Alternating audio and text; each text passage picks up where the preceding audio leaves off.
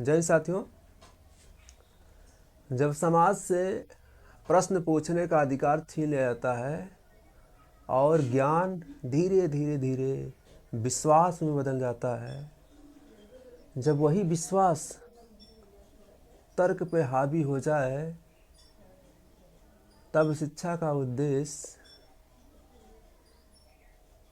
तार्किक इंसान बनाना या ज्ञान देना नहीं, बल्कि केवल डिग्री देने मात्र रह जाता है।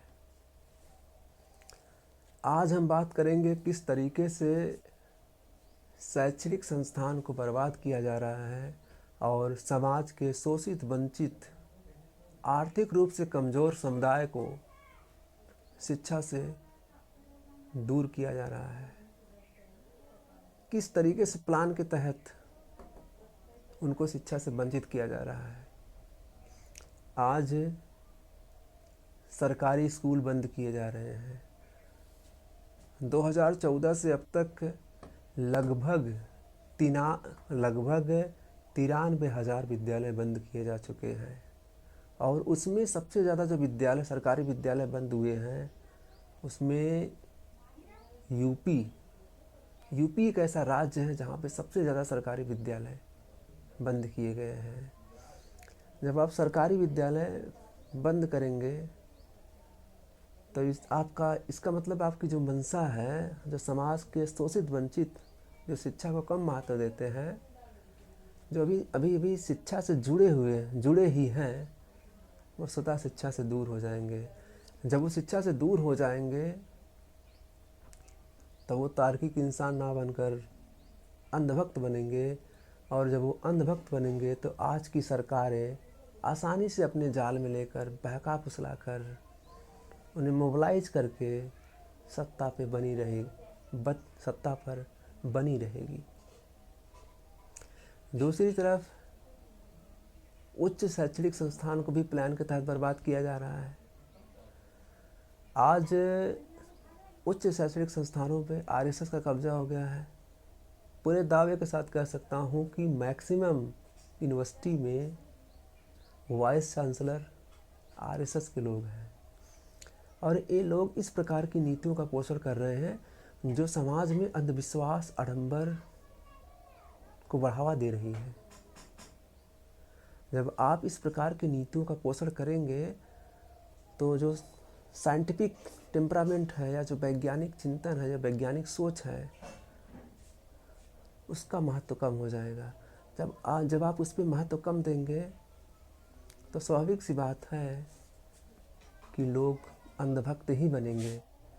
उनके अंदर रैशनैलिटी नहीं होगी, वो तार्किक नहीं होंगे, वो अतार्किक इंसान बनेंगे। अतार्किक इंसान बनेंगे तो फिर वही बात है कि उन्हें आसानी से बहकाया जा सकता है। आज रिसर्च की हालत ये हो गई है कि गोबर और गाय के मूत्र पर रिसर्च कराया जा रहा है, उस पर अधिक से अधिक पैसा आवंटन किया जा रहा है, और जो विज्ञान और प्रौद्योगिकी पे जो रिसर्च करवाया जाना चाहिए, उस पर बहुत कम पैसा खर्च किया जा रहा है। जब आप विज्ञान और प्रौद्योगिकी पर कम पैसा खर्च करेंगे और गाय गोबर और गाय के मूत्र और डंपर पर ज़्यादा पैसा खर्च करेंगे, तो वो देश, स्वाभाविक सी बात है कि वह देश पिछड़ा ही रहेगा।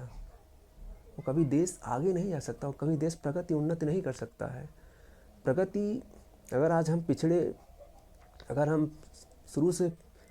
पिछड़े हुए हैं, तो उसका मेन कारण है क्या है कि हम साइंटिफिक टेम्परामेंट पे ना ध्यान देकर जादू, टोना, डंबर, भूत भवानी में फंसे हुए थे। यही कारण था पिछड़ेपन का था। बीच में साइंटिफिक टेम्परामेंट पे ध्यान दिया गया, IIT IIM बनाया गया, DRDO बनाया गया, इसरो बनाया गया, तो देश जो है आडंबर से हट के साइंटिफिक टेम्परामेंट पे चल रहा था। लेकिन आज साजिश के तहत फिर उसी दिशा में मोड़ दिया गया है। आज बाबाओं की संख्या बढ़ रही है, टीचरों की संख्या घट रही है, सरकारी स्कूल बंद हो रहे हैं, और दारू के ठीके खुल रहे हैं। जब इस प्रकार की स्थिति समाज में होगी तो समाज कैसे उन्नति आगे जाएगा।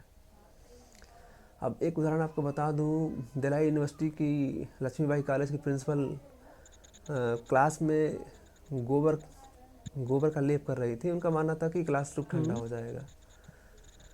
और उसके रिटेलिएशन प्रत्युत्तर में जब रौनक खत्री जी उनके ऑफिस में गोबर का छिड़काव या पोतना चाहा, विरोध लोग कर रहे थे। क्यों विरोध कर रहे हो भाई? अगर अगर क्लासरूम ठंडा कर सकता था आपका रूम, क्यों नहीं भाई? आपके रूम में आपको एसी चाहिए और बच्चों के क्लासरूम में गोबर का लेप लगाया, एसी हटा के गोबर का लेप लगाया जा रहा है। और यूनिवर्सिटी में कंडीशन है कि हवन हो रहा, हवन पे पैसे खर्च किए जा रहे हैं। जब हवन और गोबर पैसे की खर्च किए जाएंगे तो स्वाभाविक सी बात है वही देश की स्थिति क्या होगी। तो हमें विचार करना है, सोचना है किस तरीके से हम साइंटिफिक टेम्परामेंट को आगे ले सकते हैं, क्योंकि जो पास्ट में हमने गलती की है जिसकी वजह से हम गुलाम हुए, हम पिछड़े रहे, फिर से हम गलती नहीं दोहराना चाहते हैं। जय हिंद।